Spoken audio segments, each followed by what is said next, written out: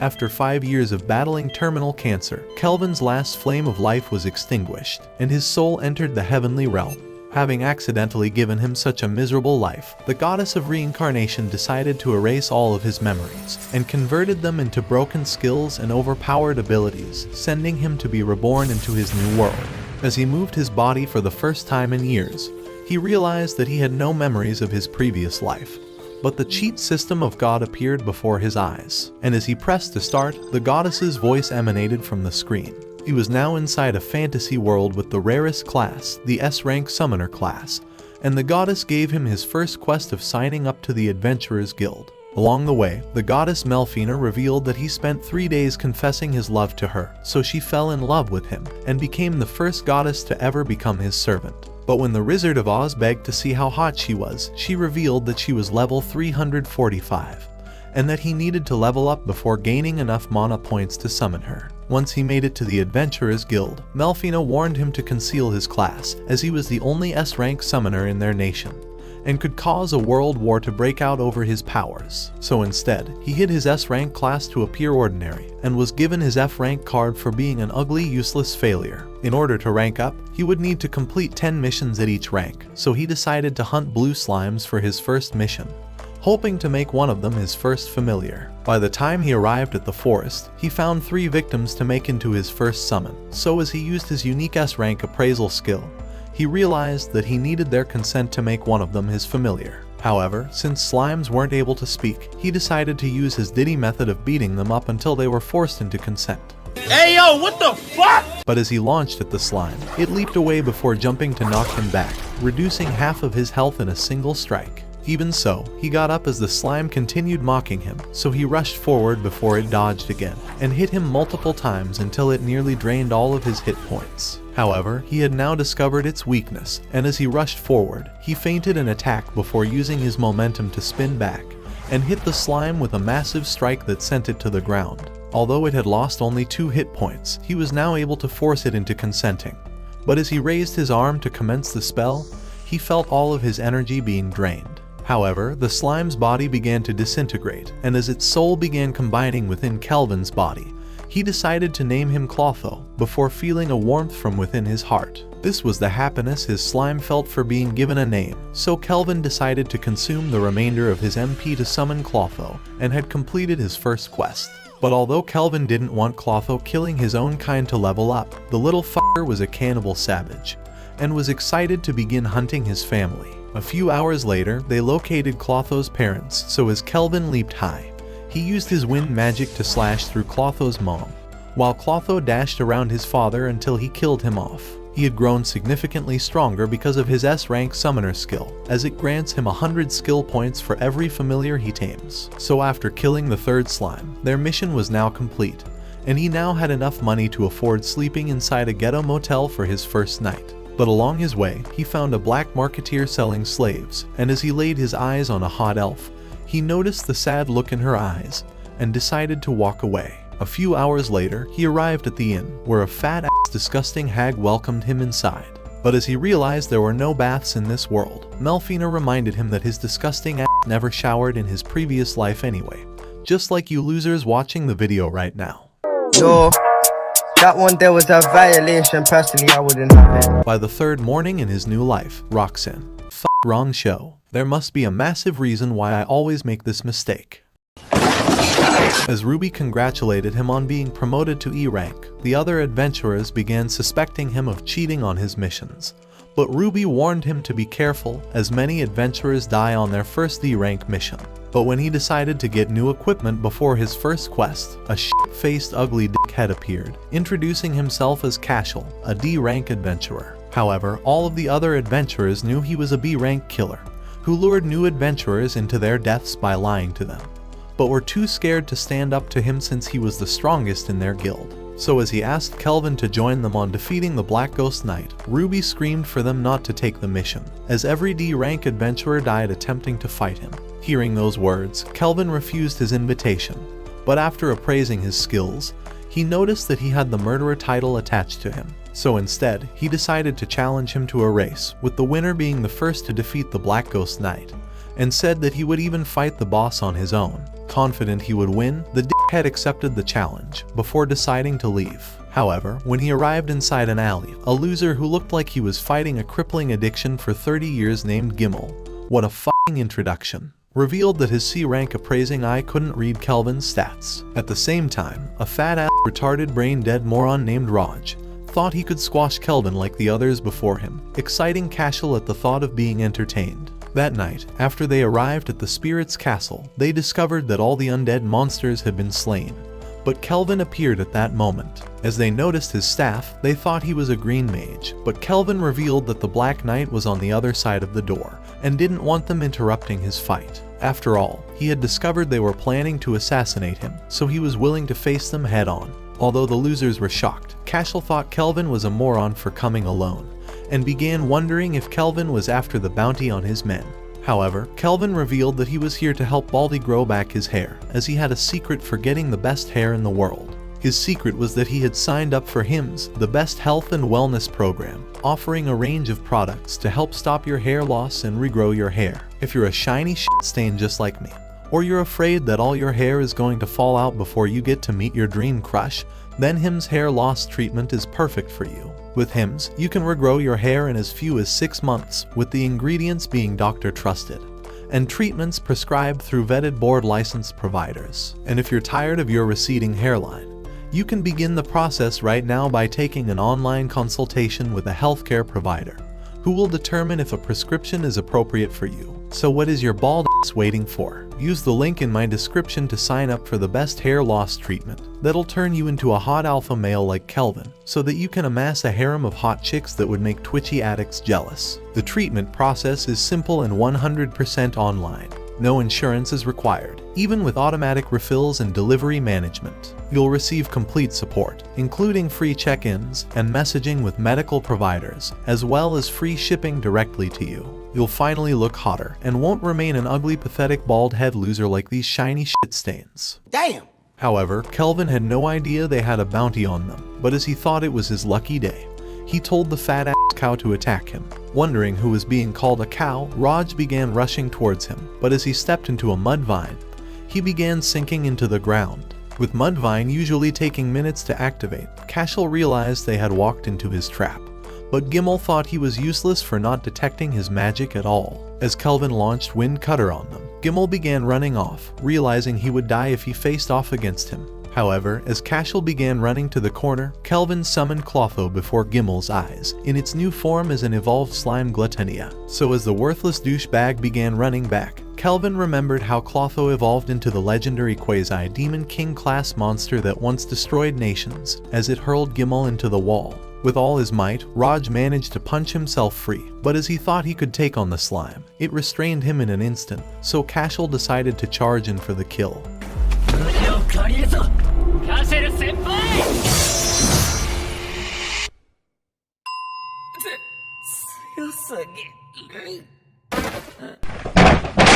With all the men unconscious, Kelvin decided to enter the second room, and saw the Black Ghost Knight before him. Activating his appraisal eye, Kelvin discovered he was a level 53 Dark Knight, and wished to have him in his party. So hoping to grow stronger, he told the knight that he was here to defeat him, and subjugate him into becoming his familiar. However, the dumbass knight spent the next few hours revealing that he was the first loser to actually talk to him, and that he only developed a personality a few days ago. As Kelvin wondered if this world was filled with mentally ill morons, Melfina reminded him that they were here to make him a familiar. But although the knight had already lost his king and previous country, he was only willing to serve him if he was a powerful master, so he decided to accept the challenge. And as they faced off, he revealed that his name was Gerard. As the shittiest CGI of all anime transformed the battlefield, Kelvin rushed forward launching a wind shot, but Gerard parried it away, and managed to hold down the slime. Realizing Gerard had Mind's Eye, Gerard commanded Kelvin to quit holding back, so as he activated Earthen Rampart, his slime self-destructed, but Gerard whipped a slash that destroyed his wall with a single strike. Realizing he was lucky to be alive, Kelvin cast Cleft Chasm to trip him off balance, but Gerard retaliated with a strike that nearly killed Kelvin. So as Clotho pierced him with a sword, Gerard managed to fend it off, but when Kelvin tried to suppress him with an air pressure spell, Gerard's internal memories began to return.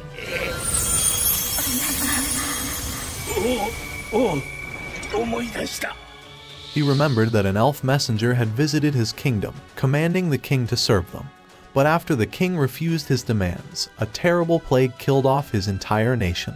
His wife begged him to take their daughter away before losing her life, so with ghosts being the only thing that remained, he began escaping the hell that became his country. But even though he managed to leave, his horse died a few days later, and he had hit his limits a long time ago.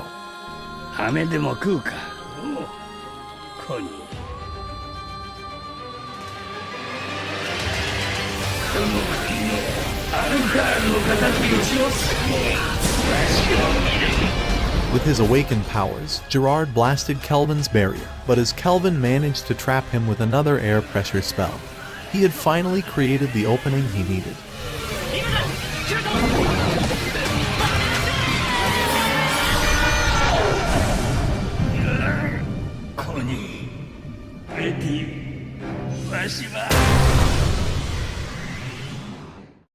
The following day, he submitted a fragment of Gerard's armor for his reward, so as Ruby confirmed it was real, all the useless adventurers began wondering how he managed to beat him, and even defeated Cashel's disgusting group on his own. But as Ruby told Kelvin that he would be instantly promoted to D rank, she hoped he would show her what the D really stood for. However, Kelvin thought she was too flat for plot development. Damn! As Gerard thought Ruby would be a perfect addition to his harem, Melfina screamed that she was his only wife. But at that instant, Kelvin came across the guildmaster, and as he told him that his name was Leo, he wondered if he was reincarnated from another world. With his appraisal eye skill being A rank, Kelvin realized he was able to see straight through his stats, and knew he was f***ed since he wasn't careful. While they were inside his office, Leo knew that a weak adventurer wouldn't have been able to defeat Cashel, let alone the Black Ghost Knight without a party, and saw straight through his S-rank summoner skill. But with his secret already exposed, Gerard's voice told him to hold his ground, as he needed to create powerful allies who knew about his powers, so he can grow even stronger. So without any other choice, Kelvin decided to admit the truth, and wondered what Leo truly wanted. So as Leo began saying that he wanted a friend, he explained that he once met a group of heroes reincarnated from another world. But Kelvin never realized there were others like him. As Leo went on to say that they were the heroes of the Holy Empire of Durames, he explained that the priestess of Durames had summoned them after hearing the prophecy of God, and had revealed that the Demon King would soon be revived. All of the monsters across the continent had grown violent because of his revival, and he thought it was the same reason why the Black Ghost Knight was so strong during their battle. When Kelvin realized that Leo wanted him to protect the town from monsters, Leo told him that he would pay for the job, and even promised to increase his rank while giving him all the freedom he wanted. These words were all Kelvin wanted to hear, so as he agreed to help him, he shook his hand. Later that day, the fat-ass motel hostess named Claire congratulated him for getting promoted, and the disgusting old hag revealed that the news had spread throughout the entire town. On his way to his room, Gerard wondered if that fat bitch was another one of his conquests. But as Melfina began to cry, he said that the fat-ass bitch probably looked better than her anyway. What did he say? A few minutes later, while Kelvin was having lunch in his room, he remembered Leo's words about the Demon King. But Melfina told him that it was the job of the heroes to defeat him, so he could enjoy his new life instead. As he remembered his battle with Gerard, he thought he was lucky to have barely survived, and summoned Clotho at that moment. He had saved his cash inside Clotho's inventory skill, so as he headed outside, Gerard's voice wondered where he was going.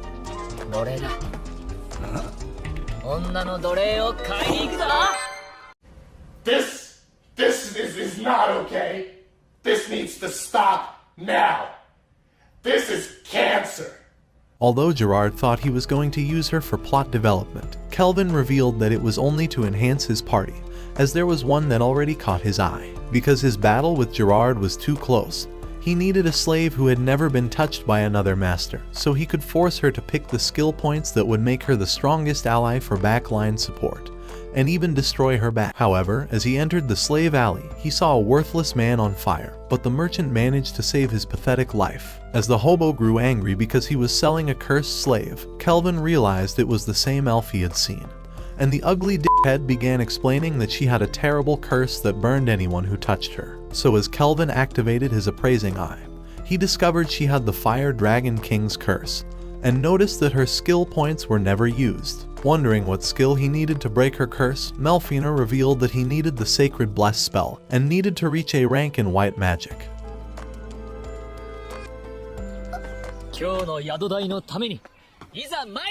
What did he say? By the time the sun was setting, the merchant screamed at the blondie for being such a worthless, pathetic slave. But Kelvin returned at that moment, asking if he could still buy that ugly bitch. As he was shocked by these words, he wondered why he would ever want a useless cursed elf, but Kelvin used his big balls and gave him a pouch of gold coins. Before long, the mushroom head began telling the elf that Kelvin was her new master, so as she looked at her free open sky for the first time in her life, she began following him. After they entered another alley, she tried thanking him for buying her, and told him that her name was Ephiel. So as Kelvin also introduced himself, he asked her to join his party and to fight next to him.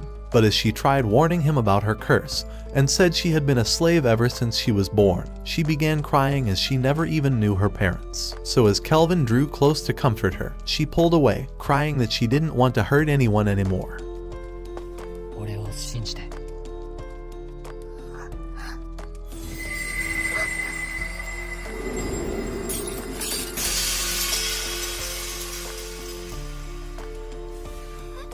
Although he didn't know what she's been through, he promised to never let her suffer anymore and held her hands, telling her that her curse was now broken.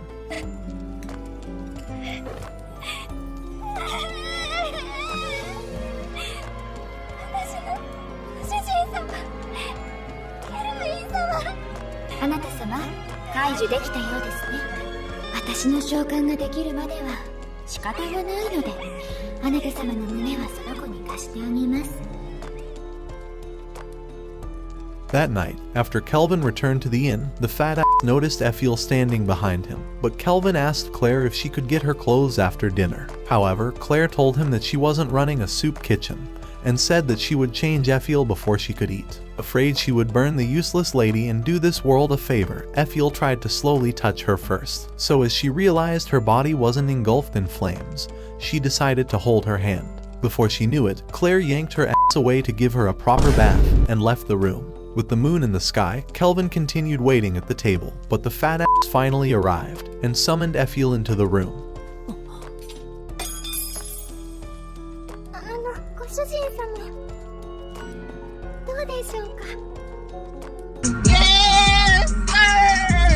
As he realized that Claire was the greatest woman of culture in the world, she tried telling him to say something already. Eventually, the simp told her that it was shampoo in his pants. So as Ephiel blushed, she promised to serve him some sausage to fill his belly, and would even allow his sausage to fill her belly. What do you mean by that?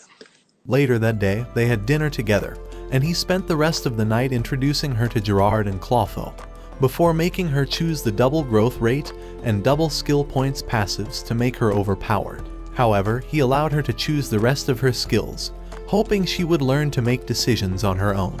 But although everything was fine, there was still one problem. With Claire being the greatest plot master of all time, she pretended as if there were no other beds in the inn. But his black summoner of the night continued being summoned, even though he wasn't ready to pay child support. But on the other side of the world, a hot girl was being held hostage by a demon. As the weeks went by, Kelvin and Ephiel defeated monsters to level up, and Ephiel used up her skill points on archery and far-seeing skills.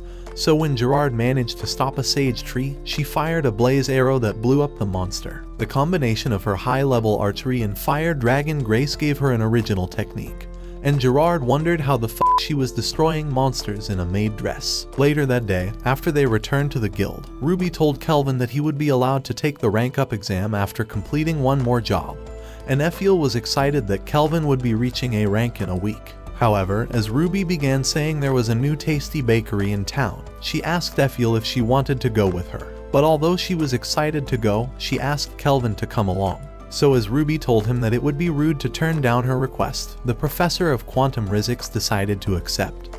But all the other bitches were jealous that she got a date with him. The following day, after Kelvin arrived at the spot, he realized he had been set up for a date. But when Ruby arrived, Kelvin was glad to see the ugliest bitch in the kingdom on his day off. At that moment, Ephiel also arrived, and as she glowed before their eyes, Kelvin forgot how to speak, before apologizing that he always had shampoo in his pants. However, Ruby thought she was too cute, and as she noticed how round and plump she was, she began developing Effiel's plot in the middle of the street.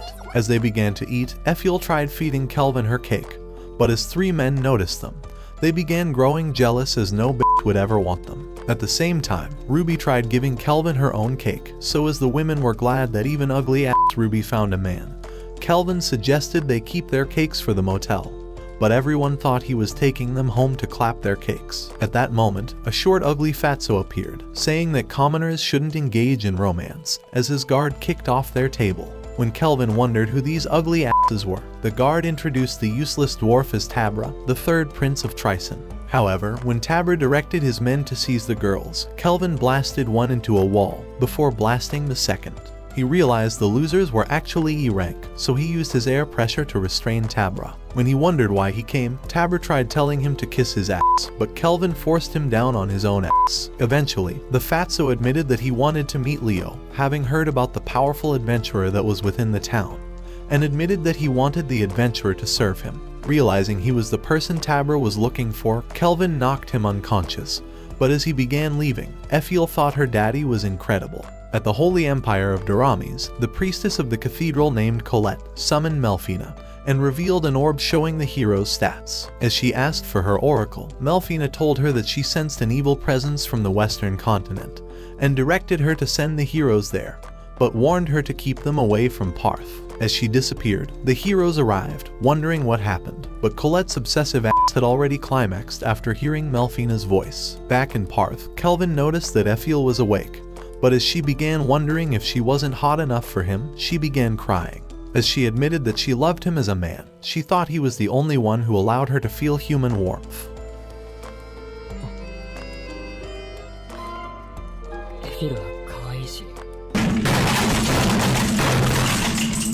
As his words made her happy, she got down and started giving him head, but he wondered why the fuck she was giving head to his chest. However, he realized they needed a home soon, as his black summoner couldn't survive any more of these nights. The following morning, as they observed the hero's stats, Kelvin realized they were actually weak and pathetic. But as he wondered what the fuck they had been doing since they were summoned, the ugly hag began telling him that the guild was calling onto him. So as he visited Leo's office, the guild master revealed that a demon was found inside a D-rank dungeon, and that it was sealed inside. But although Kelvin was hesitant, Leo revealed that he was having a hard time cleaning an international mess that was caused by an ugly loser, who beat up Prince Tabra. So as he asked him once more if he would accept the job, Kelvin accepted in an instant, and thought that Leo was the real demon. The next day, he arrived inside the hut with his group, and as Gerard opened the dungeon entrance, Effiel cast a yellow orb to light the way. As they made their way down, they walked through the dungeon for hours, but realized that no monster was in sight. Eventually, they arrived at a door, but as Kelvin revealed that he could sense 2 life forms inside, he thought one was weak, while the other one was threatening. As they entered, noticing the skulls around, they saw an unconscious hot demon girl, but the real demon welcomed them inside. He told them that he was Archdemon Victor, so as Kelvin realized that even lesser demons were B rank, he was excited to finally have a real fight, and wondered who the girl was, but Victor sealed the entire floor. He told them that she was the Demon King's daughter, and explained that the Demon King had kept her existence a secret because of all of his enemies. As he rushed towards them, colliding with Gerard's shield, the force drove him back. But as he explained that his gluttony skill allowed him to steal the characteristics of whomever he ate, Kelvin realized he intended to steal their human characteristics so that he would break the seal, and bring back the girl as the new Demon King. Using his magic, Kelvin attacked the demon with an air pressure, but he easily dispersed it, revealing that he actually intended to also eat out the demon girl, and become the new demon lord. Noticing Kelvin was smiling again, the demon demanded to know why, so Kelvin admitted that he had never met an enemy as strong as him, and as the thought made him excited, Effiel thought that he had become a hardcore battle junkie. So as Victor decided to awaken the army of Hades, he snapped to force them to attack, but Kelvin annihilated them with a wind shot, while Gerard warded off the others. As he whipped a blast to obliterate another group of demons, more continued to appear, so he worked together with Kelvin to annihilate them. However, Victor was only getting started, and punched the ground to create a smoke screen, but Gerard managed to parry his attack, and as he slashed him, Kelvin managed to evade his assault. At the same time, Gerard continued attacking the demon, but as he punched his shield, he increased his firepower to blow him away, and Kelvin realized that Gerard was no match for him. Just then, Victor prepared a second attack, but as Kelvin managed to parry it, he commanded Clotho to restrain his hand.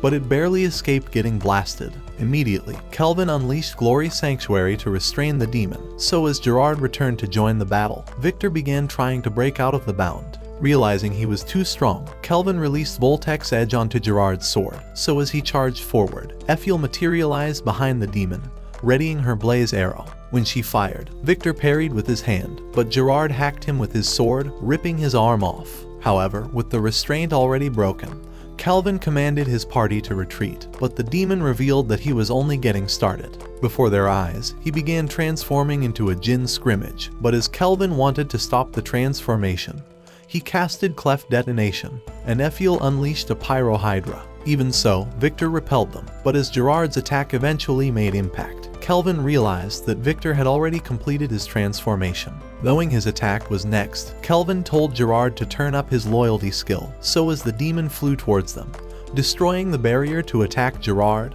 He barely managed to parry him. Immediately, he charged in, but Victor knocked him down before getting hit with an arrow. With Ephiel ready to cover for him, she told Gerard to not give up, and began repelling Victor with arrows. So as Gerard joined the fight once again, forcing Victor to back away, Ephiel blasted him once more, and Clotho released dozens of cursed weapons to weaken him. Wanting to leverage their advantage, Kelvin launched a Radiance Lancer, and Ephiel supported with a Blaze Arrow while Clotho released an Energy Blast. Their combined attack made Victor realize he was screwed, so as it blasted him into the wall, he spotted the falling pillar, but managed to save the girl from getting flattened.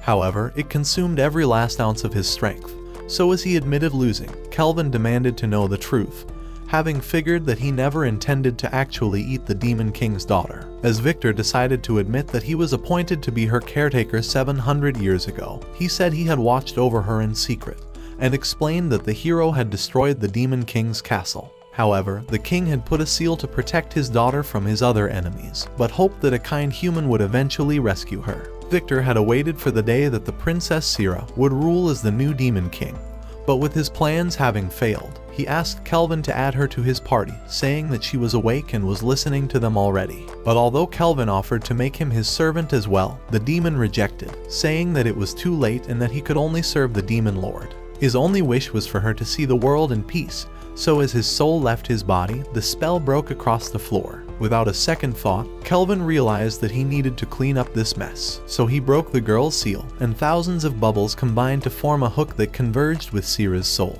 But as she woke up at that moment, she began to cry at Victor sacrificing his life for her. A few minutes later, they emerged from the barrier, so as a man named Erd appeared before them, Kelvin told him that they had killed the demon. As Ephiel revealed his armor as proof, Erd wondered who the ugly bitch was, so Kelvin told him that she was possessed by a demon, but was actually glad that her magical fish hook was hiding her true identity. However, Gerard began twitching like an addict, so after going to a secret place, Gerard emerged from the void, having evolved into an Abyssal Knight Commander, one of the most powerful S-rank bosses from Dungeons. Even so, he saw Sira was smiling for the first time, but as she asked him if he was okay with having the Demon Lord's daughter in his party, he revealed that he had ranked up his concealment spell to S rank, and promised to always protect her. When they entered the town, Sira was excited at the sight of all the people, and she revealed that this was her first time outside, but Kelvin told Ephiel to watch over her. That night, when Kelvin returned from the guild, he realized that Ruby had thrown a party to celebrate his promotion to A rank,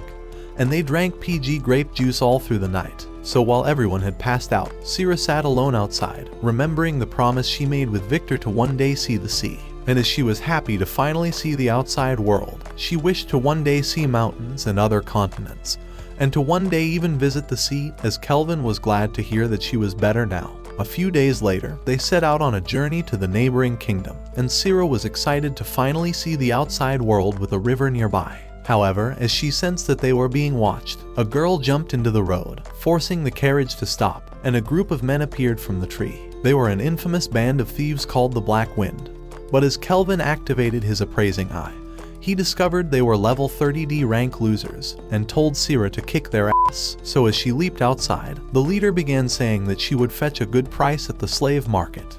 了解。姉ちゃんいいことしようぜ。お断りよ。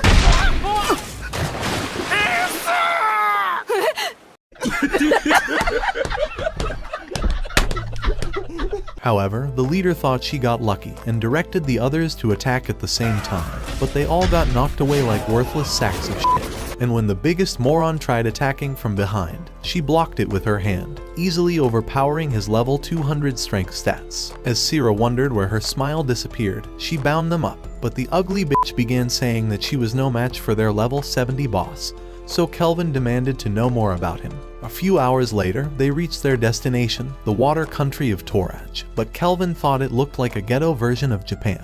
However, Sierra was glad that she finally got to visit the sea, and asked Kelvin to teach her how to use a surfboard, but since there weren't any surfboards in this world, he realized that her flat-ass body would do the job. That evening, they made it to the town's guild, and as the guildmaster introduced herself as Mist, she thanked them for capturing the bandits. However, as she revealed that their previous warriors who defeated the old bandits took up the position as the new ones, she said they had been abducting people and even engaging in slave trades. Wanting to end them all, Sierra began wondering where they were, so Mist revealed that they were inside the town. However, their leader was considered a national hero, and she thought that a single accident could create an international conflict. Just then, Kelvin decided to use thought communication, and asked Sierra if her detection skills were picking up a group of 4 powerful adventurers. As Sierra told him that she could sense a strong presence at the entrance to the town, she thought they were level 50 adventurers, but Kelvin thought it was his lucky day. So as he told Mist that they must allow the heroes party to do all the work, the heroes arrived at the same time.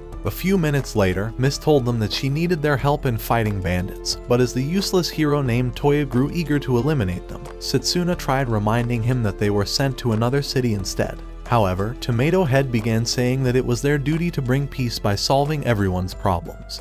But Setsuna realized he was about to walk them straight into their deaths. Before their arrival, Kelvin had asked Mist to lie to the heroes and promised to save the slaves, but wanted to fight someone before leaving this country. Meanwhile, in a dungeon, a group of girls were chained up as slaves, but as Hisoka wanted to feel his dagger brushing up on the girls, he tried developing isekai plot with the slaves. However, Kelvin and his party appeared at that moment, so as the shit stain realized they defeated their other unit, he tried drawing his sword, but Gerard punched him into the wall. At the same time, the rest of the bandits were in a meeting, so as the leader named Kristoff revealed that their first unit had been wiped out while hunting slaves, a flat-ass bony bitch began threatening him to protect their secret. Just then, the door opened, revealing the Hisoka's shitty face, but he passed out instantly. At that moment, Kelvin and his group went on the offensive, and Sierra's punch broke the ugly bitch's staff. But Kelvin decided to back away. He realized that Kristoff was the national hero. But when Kristoff tried saying that he would crush him, Kelvin couldn't care less about how powerful he was, as he was nothing but a side quest. At the same time, the heroes' party had arrived at the dungeon, but as they noticed it was deserted, they began wondering if another group of adventurers had gotten rid of the bandits. At the same time, Kelvin was growing excited to see them. However, Miyabi revealed that something massive was behind the door, so as Toya drew his sword and burst inside, they saw Clotho before their eyes, and Toya aimed his sword at it. But a little girl managed to stop him, explaining that the slime was the pet of the man who saved them, and warned them to not bully it. Realizing his blunder, the ugly moron decided to apologize, and revealed that they were the heroes of Daramis. So as the slaves were happy at hearing these words, Nana listened to Clotho's voice, and explained that it was ordered to protect the people who were abducted. Toya thought the adventurers had a tamer in their party, but the hot MILF asked them to support the adventurers, saying that the bandits' leader was still alive. Immediately, the heroes' party began rushing to the last room, but as they saw the unconscious bandits inside, the brain-dead moron thought they were too late, as they assumed the bandits were the adventurers. So as they came across Kelvin's group, Toya thought they were the Black Wind, and with Kelvin wanting to rile them up, he began saying that the people before them were a pathetic group of A-rank adventurers, and hoped they would be more interesting. Immediately, Toya drew his sword, saying that their job was to protect the people from thugs, and vowed to defeat them in the name of justice. However, Kelvin told him that they needed to get stronger first, and suggested he battled all 4 of them, with the loser granting the winners any one wish. Realizing they had the advantage, Miyabi tried saying that it was unacceptable, so Toya said they couldn't fight as cowards, and offered to fight him alone. However, Setsuna warned him that Kelvin was dangerous, and suggested they fight him together, so as the others agreed, the Tomato Head decided to accept the challenge. Before long, they began plotting for the battle, and Kelvin was delighted that his plans were working out perfectly, as he wanted to help them grow stronger. However, Gerard thought he was messed up in the head, but Sierra wished she could get in on the action. As Effiel thought it was dangerous, she tried warning Kelvin to be careful, but the meathead was confident he would win, and revealed his new item, the Skill Eater. At the same time, the sight of his worthless body was making Toya angrier, and he vowed to not lose the fight. At that moment, he summoned his light fairy to lend him power, so as Setsuna summoned her wind fairy for support. Nana called forth her water fairy, while Miyabi called upon her dark fairy for assistance. As Toya charged forward, Kelvin cast Radiance Lancer towards him, but Setsuna wondered why he was so strong, before whipping her own attack. At the same time, Nana's pet dragon unleashed a flame breath, but Kelvin dodged it, and appeared behind Miyabi. Using his Skill Eater, he began copying her magical skills while giving her the greatest climax in her life, and Gerard realized the item was made from Victor's armor, but Sierra explained that he could only copy one skill at a time. As Kelvin revealed that he had copied Nana's parallel thinking skill, Toya began rushing for an attack, but he leaped over him, easily backing away. At the same time, Nana cast light healing on Miyabi, but when they realized she was still sick, Toya demanded to know what Kelvin did, and continued going on the offense. However, Kelvin thought he was moronic for ditching the others, but as Toya knocked off his sword, saying he was better than him, Kelvin realized he was no match with the sword. With Toya wanting to press on the advantage, he tried closing in, but Kelvin parried with his hand, and the force repelled him a few inches back. Even so, he returned again, getting his attack parried, but as he continued the assault with his S-rank sword skills, Kelvin began hitting him with 1,000 punches, as Sierra revealed that he was using her S-rank martial arts skill. As his blows overwhelmed Toya, Setsuna charged in for support, but Kelvin summoned a huge wall to shield him.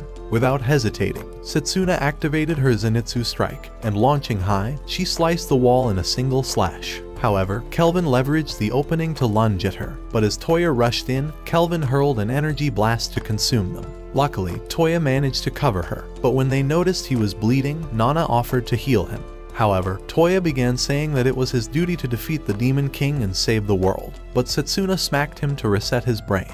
As she told the moron to think about himself, Kelvin thought this was turning into some gross romance confession scene. But Setsuna wondered why Toya would never use his brain for once. At the same time, Nana agreed that he was a brain-dead idiot, but Miyabi suggested they work as a team. So as Setsuna reminded him that he wasn't the only hero, Kelvin promised to use his brain from now on. 俺たちは4人で勇者だ。もういいのか? However, Kelvin had grown bored of their soap opera, so when Toya told him that they were ready, a fairy light blew up in his face, but Kelvin thought they were getting clever. Just then, Nana cast Frostbond to trap his foot, and Miyabi suppressed him with a strong pressure. As Toya and Setsuna charged at the same time, Kelvin blasted them away, but Toya knew he was only alive because of the light fairy's shield. As Kelvin cast a white magic spell to restore his vision, he was glad that they learned how to coordinate their attacks. But the heroes wondered how he was unscathed. Wanting to school them, Kelvin began telling Nana and Miyabi to follow up with attack spells, but Miyabi said she would never forgive him for his humiliation. Ignoring her useless face, Kelvin told Setsuna to use Heavenswalk in her attacks, saying she was too predictable, and wondered when Toya would use his dual-wielding skill. Realizing he had the appraisal skill, Toya grew determined to unleash his full strength, and released his second blade. Immediately, he rushed at him, and as Setsuna was ready to support him, Nana cast snowflakes towards Kelvin, forming large crystals, and eventually restraining him at the top. At the same time, Miyabi summoned a Grave Death Ogre and launched Gloom Lancer towards him, but Kelvin summoned an Adamantine Guardian to parry the attack. As the heroes noticed a second golem, Kelvin directed them to cover him, and activated a new spell that allowed him to create forbidden spells. As he began creating incantations for the new spell, with his mind calculating thousands of words per second using Nana's parallel thought skill, Setsuna grew desperate to stop him, and sliced the golems instantly. However, Kelvin released Radiance Crossfire to shatter all the crystals, revealing that he could analyze any spell with his appraising eye. But as Setsuna tried utilizing Heavenswalk and rushed at him, Kelvin punched her in the ribs. Just then, he dodged the ogre's attack, but as he evaded another, he knocked Miyabi unconscious, forcing the ogre to disperse. Even so, Nana thought she could inflict damage on him, and launched with an icicle shield, but Kelvin unleashed Glory Sanctuary, restraining her mid-air before blasting her with an hyper impact. Luckily, Toya saved her from hitting the ground, and as his anger grew, he began attacking without a thought, but Kelvin bashed his useless face, knocking him unconscious. He told Toya that the only way to protect the world was to grow stronger, and said he would never grow by whining like a worthless moron. Later that day, after Toya woke up, he saw the girls before him, but when he noticed Kelvin, he tried warning him to stay away from the little girl. But Kelvin told him to open his fucking eyes. So as Toya noticed the slime, he realized that Kelvin's group were the adventurers who saved the people. And the girl told him that his empty-ass brain should have figured it out already. Accepting his blunder, Toya decided to beg for forgiveness, saying that they were wrong from the start. When he wondered why Kelvin never revealed the truth, he remembered how he tried to school them on the use of their skills, and as he realized he was a worse moron than he thought, he decided to apologize to his new master once again. However, Kelvin reminded him of their agreement to grant any one wish, so the loser promised to fulfill it. じゃあとりあえず脱げよ。 Yeah, that brother's starving. Later that day, all the rescued girls were loaded into a carriage, so as Kelvin watched them leave, Miss promised to send Kristoff and the rest of his group to jail. A few days later, an octopus sent Toya flying during training, so as Setsuna rushed at it, trying to slice it open, she realized it wasn't scratched. But Kelvin had grown bored watching the losers. As Setsuna and Toya prepared for its attack, the octopus charged up with electricity. But Kelvin tried warning Miyabi and Nana to remain focused, and to use their environment to overcome its natural advantage.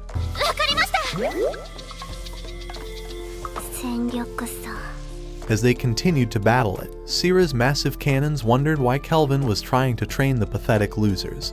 But Kelvin concealed that it was because they were from his world. Eventually, the useless group of heroes managed to slay the octopus, but although they were excited to eat lunch, Miyabi knew she had to eat more than Nana. However, after seeing Effiel's massive cannons and Nana's jiggle physics, she realized she was at an overwhelming disadvantage. As they ate, Kelvin realized they were still weak and wondered how they would protect themselves from an S-rank dungeon boss. But as Toya admitted that they couldn't do anything, he promised to run away. Just then, Sira began running towards them, having accidentally awoken an S-rank dragon. But when Kelvin wondered if Toya would fight it, he told him that he couldn't endanger his party and would not fight any reckless battles. As the girls showed their support, Kelvin told him that he passed, having intentionally tested his resolve. The next day, while the heroes' party were about to leave, Kelvin gave them pendants as a parting gift, without revealing the secret spell imbued within them, as he hoped it never needed to be used. Before long, the heroes began sailing away, but as Toya thought Kelvin was incredible, he wondered if he could become like him. At the same time, Kelvin was happy to see the losers gone. But when Gerard wondered what he intended to do now, Kelvin told him that he wanted to avenge the destruction of his kingdom on the Lysia Empire. When he wondered if they could do it, Gerard affirmed that they were strong enough, and thought that Kelvin was an amazing man. At that moment, Sira bumped into him, revealing that a messenger had arrived from the guild. So as she told him that they were being summoned by the king, Kelvin was excited to finally get some rice. By the time they arrived at the castle, Kelvin discovered it was built like a Japanese home, so Gerard revealed that their first ruler reincarnated from another world. He thought it was the reason why the castle had a unique shape, but when they entered, Kelvin noticed the tatami and walked in without his boots. The others decided to do the same, so as they bowed before the king, a girl welcomed them, revealing that she was the current ruler, and said her name was Tsubaki Fujiwara. She thanked them for defeating the cave dragon and apprehending the bandits, but as she was willing to reward their effort, she asked Kelvin to make any wish. Without hesitating, Kelvin decided to ask for some rice, saying they didn't want money from her broke-ass town or her flat-ass chest. But Tsubaki was glad he was better than the previous hero. Deciding to grant his wish, she promised to deliver all the rice he wanted, and revealed the banquet she already prepared. As Kelvin noticed all the food before him, and eventually saw the rice, the sight of it made him excited, and he screamed to finally taste some in this world. A few days later, while Kelvin was eating lunch, Tsubaki joined him at his table, asking him to stay in her nation and work for her. But although Kelvin said they needed to return to Parth, she asked him to become her personal caretaker, and take care of her in all kinds of ways every night. She want me. As he realized blood was about to be shed, he thanked her for her kind offer, so she decided to give him a special way of going home. Before long, she took them to a teleport gate, saying that they could follow it to their town. The only thing they needed was their guild ID, so as she revealed that Leo already gave them his permission. Kelvin realized that the bastard kept this ability a secret from them, and so they began heading inside. Later that day, after they had returned to Parth, Kelvin revealed that he intended to buy a house to get away from the fat-ass old hag, and soon led his group to their new home. As he told them to take any room, Ephiel asked to stay next to him before going to the kitchen. But the only thing Gerard was looking forward to was the training room in the basement, and Clotho's only wish was to be in the big yard. But after Kelvin made it to his bath, he was excited that he would never enter that room again, because he was as disgusting as you losers watching the video right now. Before long, the two slaves from the dungeon arrived to work as his maids. So as the woman introduced herself as Ellie, she told them that her daughter's name was Luca. That night, when Kelvin tried to sleep, Melfina revealed that he finally had enough mana to summon her. So as he was finally about to see how she looked after all this time, he raised his hand.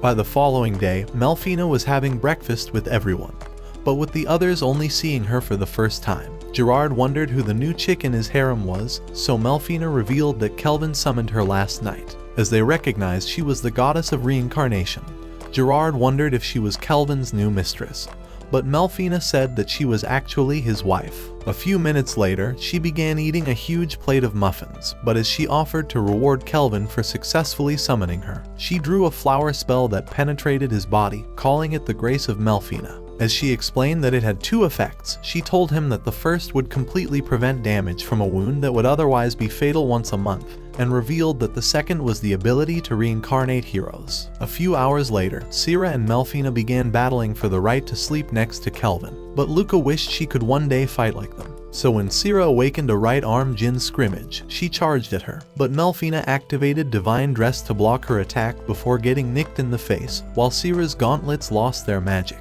After their battle, a session of plot development took place, and I mean massive plot development. But Kelvin was still thinking about Melfina's words when she came and shoved a chocolate into his mouth. But when he saw the black balls, he told her that he'll shove something bigger and blacker into her mouth instead. As she wondered what he was thinking about, Kelvin wondered why they needed heroes to defeat the Demon King. Deciding to explain everything, Melfina told him that the Demon King appeared in regular cycles that couldn't be prevented, and said that no one could predict what form the next Demon King would take. All Demon Kings possessed a special skill called Papias, which could multiply the evil within them to wrap their personality, and to even nullify all damages. Realizing that was basically immortality, Kelvin wondered how the fuck they were supposed to defeat it. So Melfina explained that the powers of the summoned heroes was of a different nature than any in this world, and could neutralize the Demon King's invincibility. Realizing his attacks would be equally as effective, Kelvin wondered why the summoned people were heroes,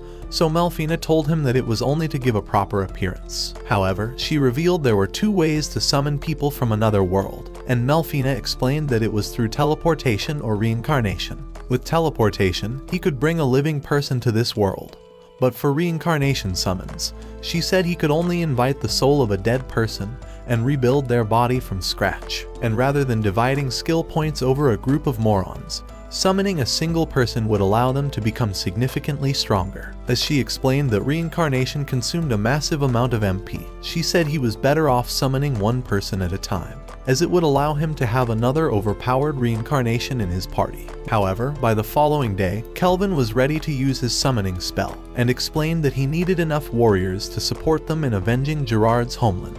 At that moment, he cancelled the summoning of his familiars to restore his MP, and Ephiel gave him a recovery potion to max out his mana bar. With Melfina having already begun the reincarnation summoning, Kelvin decided to focus all his MP to summon a single person, hoping it would make them strong. So as he planted his staff to activate the spell, light rays beamed from the circle, But when Kelvin grew bored of waiting, Melfina revealed that the summoned hero was still choosing their skills. Just then, lightning struck through the roof, propelling a heavenly light from the circle as a girl appeared inside. Realizing she was younger than him, Kelvin decided to introduce himself as an adventurer. So the girl told him that her name was Rio, but said that an angel had told her she was coming to another world. When Kelvin revealed that he reincarnated her, he tried apologizing for doing so, but the girl thanked him and began to cry. Just then, she passed out in his arms, and as Kelvin realized the reincarnation had exhausted her, he also passed out from using up all of his magic. However, that night, Rio eventually woke up,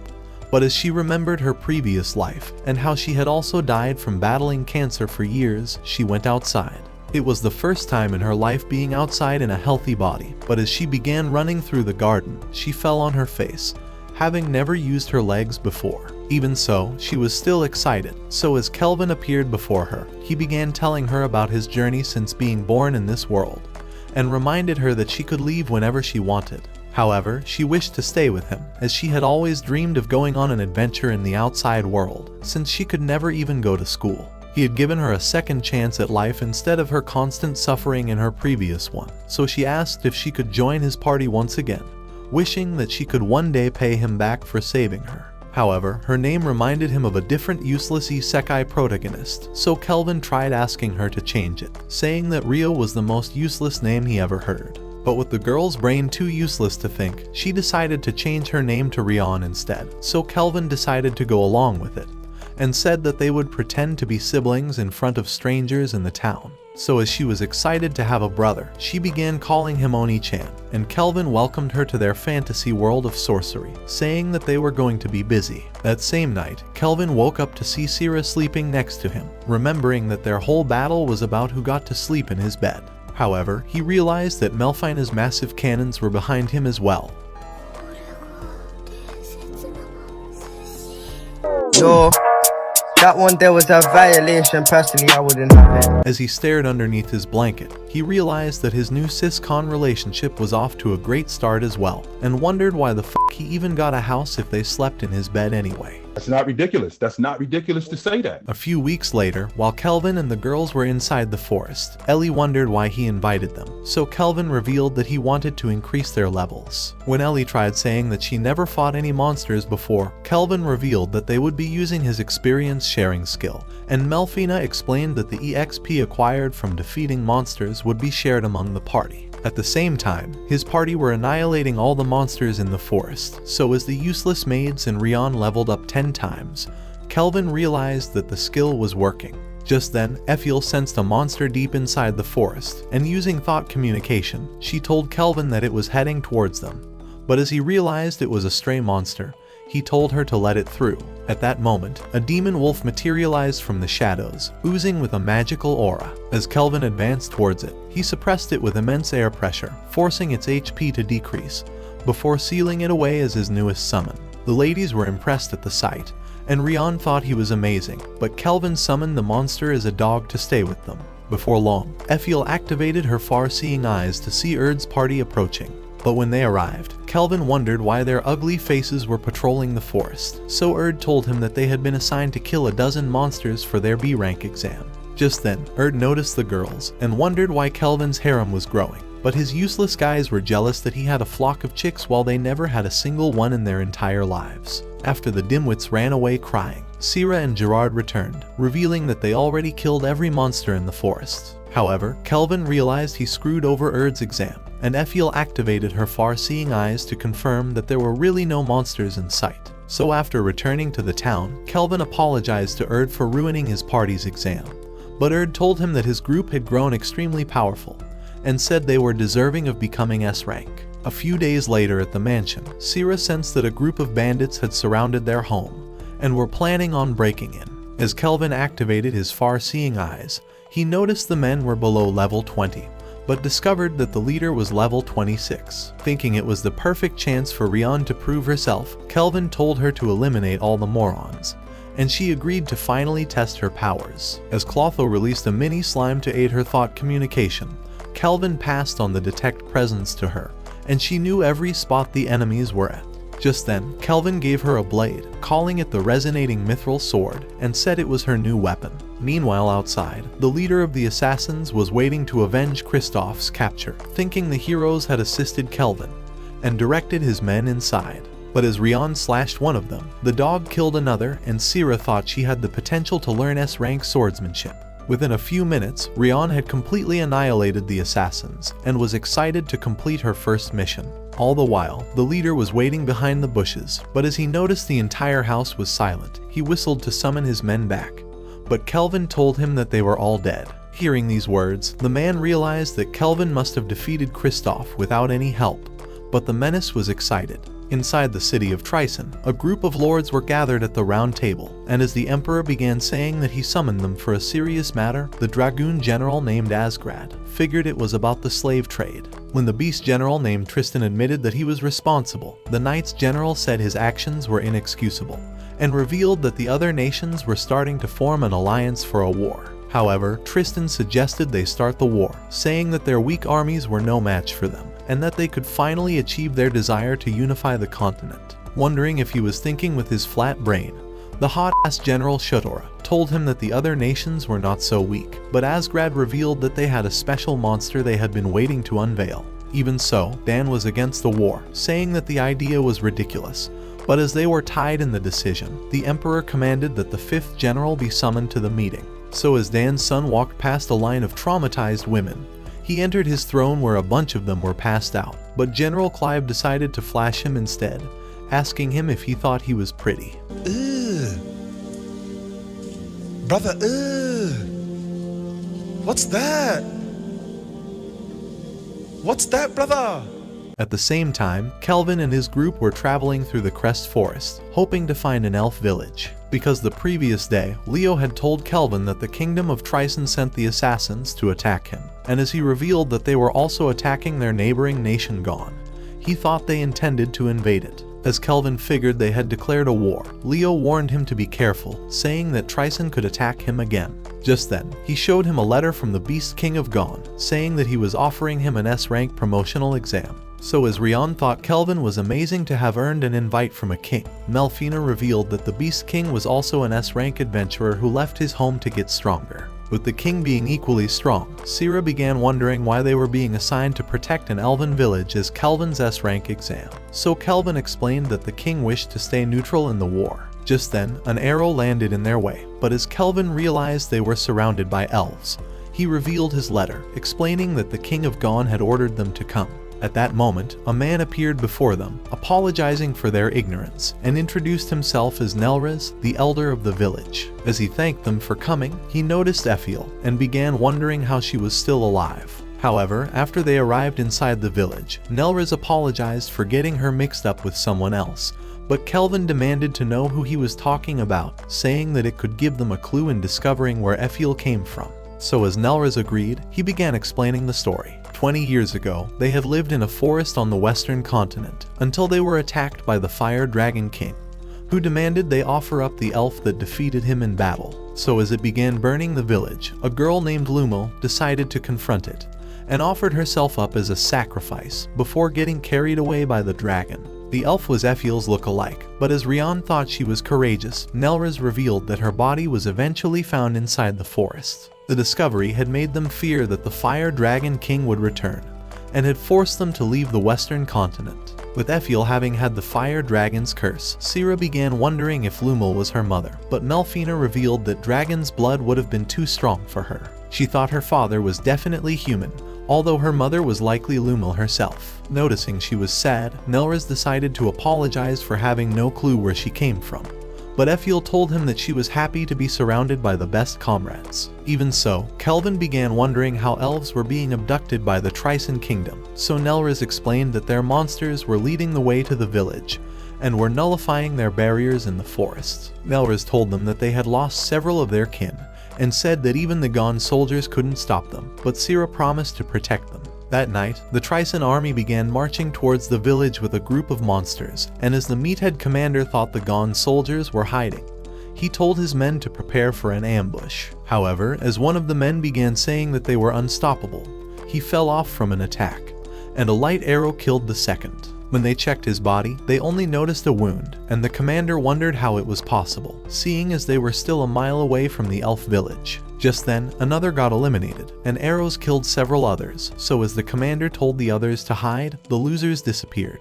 At the same time, Kelvin was directing Effiel to her targets, and she thought her new S-rank shadow bow was incredible. Earlier that day, Kelvin had built a watchtower using adamantine rampart, and with Melfina's blue false fog making the walls invisible from the outside, Syrah had enhanced the moats with her black magic to make it impregnable with Gerard. With the girls ready for battle, Kelvin reminded them to protect the village, and warned them to not damage the forests. Before long, a soldier rushed back to the camp, reporting that they had been wiped out by an unknown enemy, and that even the commander had been captured. He thought they were a party of adventurers, but the girls were annihilating all the monsters at the same time.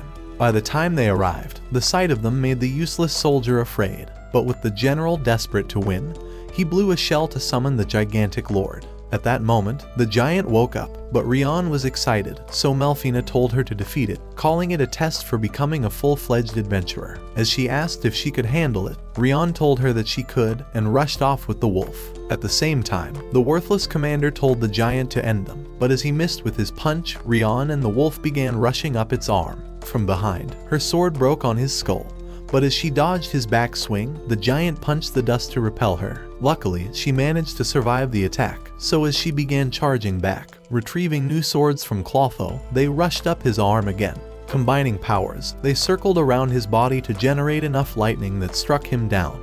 But as the shit-face commanded the giant to transform, he burst into flames instantly. With his god powers, he tried to crush her, but Rian launched towards him, and as she thought he was still weak, she worked with the wolf to generate another lightning strike that destroyed him from the inside. This made the soldiers run away, but Rian was proud of her victory. All the while, Kelvin was watching everything, but as he blocked a sudden attack, Clive's useless ass face appeared before them. As he noticed Effiel, he thought she was the hottest girl he'd ever seen, and commanded her to be his slave, activating his slave charm, but Kelvin erased it. When Clive wondered why his disgusting face was getting in his business, he revealed that he was the general of the Trison Magic Knights, but Kelvin told him to stay away from his woman. As he decided to activate his appraising eye, he discovered that Clive had unique skills and wondered if he reincarnated, but Clive wondered how he saw through his A-rank concealment passive. As he wondered if Kelvin also reincarnated, Kelvin told Effiel to hide inside the walls,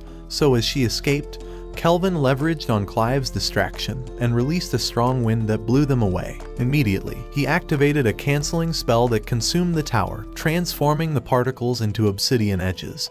But as one launched towards Clive, he managed to block with a barrier before repelling it. The loser told Kelvin that he was the main character of this worthless show and called him a useless side character, but Kelvin's spears launched at him again. However, they couldn't break through the barrier, so as Kelvin released shots at it, Clive told him that nothing could penetrate his helix barrier, and repelled them all. At that moment, Kelvin realized he was strong, but as he managed to block an attack, his spears held off the rest of the girls. From the hypnotized look in her eyes, Kelvin realized that Clive had charmed his entire group, but Clive still wanted to add Effiel into his party. However, as a laser shot penetrated his barrier, Clive realized that Effiel had fired it. Just then, Kelvin's golems appeared to join the battle, so as Kelvin explained that he gave them souls so that they would act autonomously, Clive realized he used black magic. As the golems clashed with the girls, Kelvin realized they would finally have an uninterrupted fight. At that moment, Clive readied his scepter, so as they launched high into the sky, Kelvin evaded his attacks and soared towards him, but Clive told him that he was invincible. Immediately, Kelvin overwhelmed him with attacks, forcing him to maneuver his way through, but as Clive offered to make him his servant, he released energy beams that followed Kelvin across the skies until he destroyed their edges. Even so, Clive thought he could kill him and shot more energy beams, but Kelvin noticed they were hitting the girls and tried warning him to stop, but Clive couldn't care less about their deaths. Without any other option, Kelvin decided to ascend further towards the sky to pull him away. However, Clive began saying that humans were meaningless in this world, as he was superior to them, and revealed that the power he acquired when he reincarnated allowed him to do whatever he wanted as if he was God. So when Clive demanded to know if he was enjoying his new life, Kelvin told him that he only enjoyed battling strong opponents. But as Clive cast Helix Barrier, Kelvin summoned Vortex Edge. and as they collided, the immense power eventually spread into a blinding light. After it settled, Kelvin's scepter melted off, but Clive discovered he was scarred. The realization made him lose his mind, but Kelvin made Clotho eat out his long staff, while Clive threatened to teach him a lesson. Deciding to unleash his true power, Clive activated his ultimate S-rank spell, so as his scepter absorbed the wind in the atmosphere, creating a huge barrier. It released a mighty tornado that stirred the entire forest. The mighty wind began blowing everyone away, but as Kelvin pulled out an S-rank blackstaff, he activated the magic in his gauntlet to create the greatest spell known to this world, awakening the power of the Death Scythe. So as he flew towards the tornado, he sliced it in half, forcing it to disperse. However, Kelvin thought his blackstaff still needed some work, as he realized that Clive had only lost his legs. But when he tried to end him, Clive disappeared at that instant. Just then, Kelvin spotted a man on a golem, so as he told him that he was Tristan, saying that he was the one who suggested the plan to attack the elven village. Kelvin commanded him to give back Clive. However, Tristan told him that the moron was still valuable, but as Kelvin figured that the golem had a special power, Tristan told him that they were admitting defeat, and vanished instantly. A few minutes later, after Ephiel returned to the village, he told the elves that they had defeated Tristan's army, and said the village would be safe. This news made them excited, so Nelrys commanded that they prepare a banquet to celebrate the victory. However, as Gerard decided to mimic Kelvin's declaration of Ephiel being his woman, Ephiel admitted that his words made her happy. Just then, Kelvin materialized behind her, wondering what happened, but the overwhelming emotion made her useless brain heat up and caused her to climax. In the Tryson Kingdom, Clive finally woke up from being unconscious, but as he realized he was chained up, Tristan told him that he had healed his legs, but a spike ball smashed his body. As he explained that he intended to test his cursed weapons on him, having discovered he reincarnated, he called him the perfect test subject, and said he would keep him from dying, so the girls began piercing him at the same time. Back in the elf village, all the people were celebrating the victory, but Kelvin was far away on the hill. As Ephiel arrived, revealing that Nelrys gave her an item belonging to Lumil, she realized that she really was her mother, and said she was happy to have come to this village. So as Kelvin used the item to bind her hair, Ephiel asked to continue serving him, but Kelvin was happy to continue having a pro bono worker, especially one that was a pro for his bone. Just then, the others arrived, but as a girl rushed into Kelvin's arms, he wondered who the useless kid was, but she apologized for appearing in this form. She told them that she was the Beast King of Gone, and as she explained that she had an item that changed her form, she said she had observed the exam and announced that they passed. As she revealed that the official promotion ceremony would hold in 4 days, and that Kelvin would have a mock battle with other S-rank adventurers, she hoped he would be ready. However, the thought of fighting other S-rank made Kelvin excited, and he began saying that he couldn't wait for the battle. So as Sira thought he was hopeless, Ephiel said he would always be a battle junkie. 行こうぜみんな、もっと強い奴らに会うために。 Watch this next video. Till next time, my fellow legendary plot masters.